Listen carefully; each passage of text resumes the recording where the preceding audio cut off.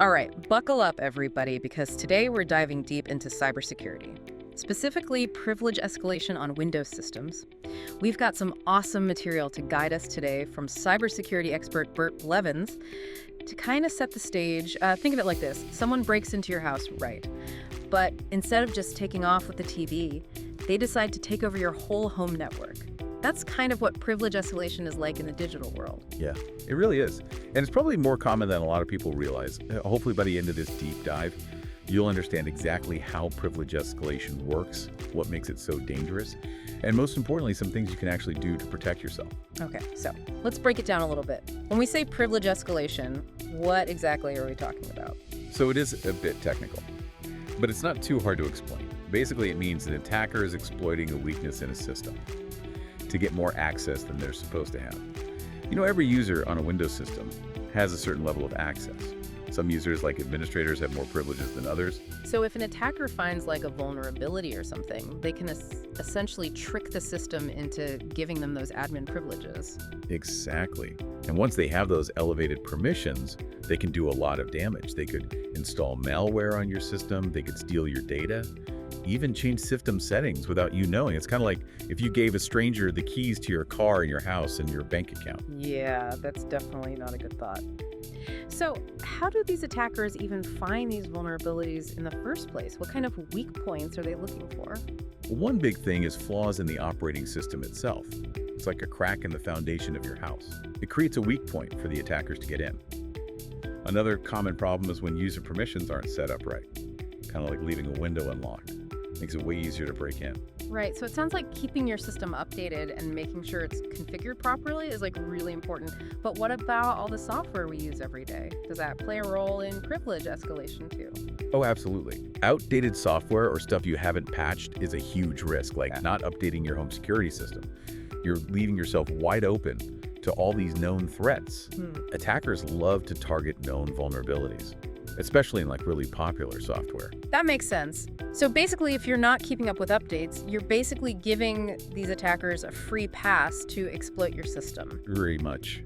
And that's why someone like Bert Blevins is so important in this field. He's a certified cyber insurance specialist, which means he really understands the real-world dangers of these attacks. And from what I've seen, he's really good at explaining these really complicated cybersecurity topics in a way that's actually easy to understand. Oh yeah, he's great at that. And he's made some really great videos on YouTube that are super relevant to what we're talking about today. One that comes to mind is his video on just-in-time permissions explained. It's like a must-watch if you want to learn how to reduce the risk of this happening to you. Okay, just-in-time permissions. I'm curious, what is that exactly? So the idea is pretty basic.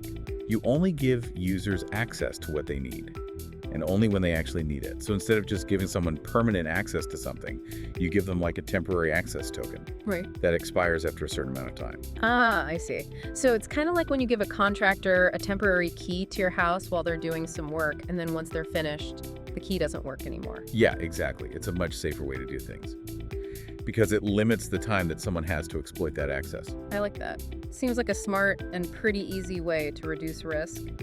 Now, what about Blevins' video on rotating passwords in Red Hat Linux? I know we're focusing on Windows today, but rotating passwords seems like good practice no matter what system you're using. Oh, for sure. Regularly changing your passwords is super important because it helps prevent people from using stolen passwords or ones they've guessed. You know, even if they somehow manage to get your password, if you change it regularly, they won't be able to use it for long. That makes sense, but I gotta admit, remembering a bunch of new passwords all the time can be a real pain. Yeah, I know what you mean, but the good news is there's software out there that can do it for you automatically. You don't have to do it all by hand. Oh, okay, that definitely makes me feel better about rotating passwords. There's one more video from Blevins that I wanted to touch on. Oath, OTP, MFA explained. I'm not 100% sure what all that means, but it sounds pretty serious. It is. OTP stands for Open Authentication Initiative One-Time Password. It's basically another layer of security on top of your regular password. So even if someone gets your password, They still need a temporary code to log in. Okay, so where does this code come from? Usually from an app on your phone, Mm-hmm. like Google Authenticator or Authy, Mm-hmm. or sometimes from a little hardware token.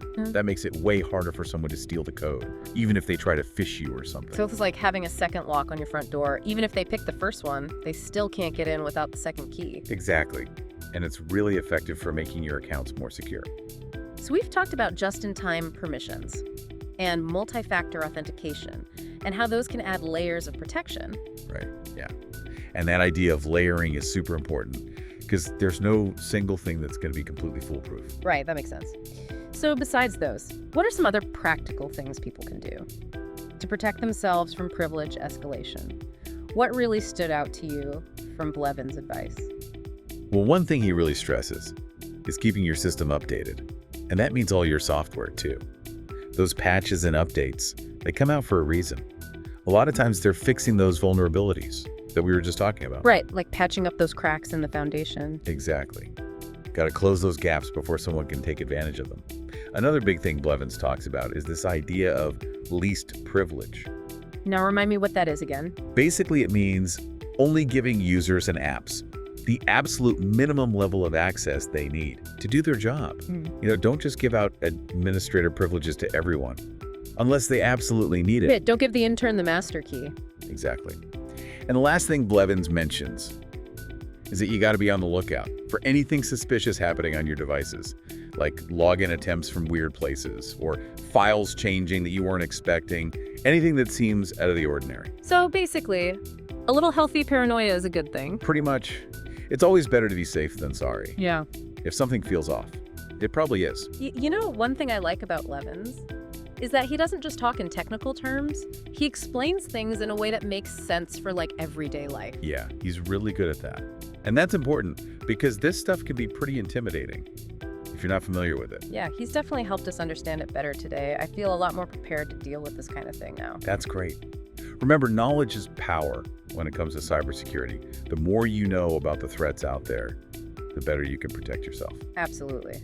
So let's do a quick recap of the key takeaways from today's deep dive on privilege escalation. Okay, so we learned that privilege escalation is a really serious threat that can let attackers take control of your system. Right, and we talked about some of the common causes, like flaws in the operating system, or users having the wrong permissions, or outdated software. And most importantly, we learned about some things you can do to stay safe, like keeping your stuff updated and applying that principle of least privilege and using multi-factor authentication and just being aware of any suspicious activity. And all this great advice comes from the expert himself, Bert Blevins. Yeah, definitely check out his YouTube channel if you want to learn more about cybersecurity. His channel's been a super helpful resource for us today. You know what's really interesting to me is this idea of thinking like a hacker. If you can understand how they try to exploit these systems, it helps you figure out how to better protect yourself. Oh, absolutely. That's one of the most important things in cybersecurity. Yeah. You have to be able to anticipate what your attacker is going to do so you can actually stop them. Yeah, it's like playing chess. You gotta think a few moves ahead. Exactly. And the more you know about their methods and their tools, the better you'll be at blocking them. So it's not enough to just build walls. You gotta think about how someone might try to get over those walls and have a plan for what to do if they do. That's a great way to put it. Yeah. It's about being proactive, not just reactive. Okay, so before we finish up, I want to leave everyone with a little challenge. What's one thing you can do right now, today, to make your devices and accounts safer? That's a good one.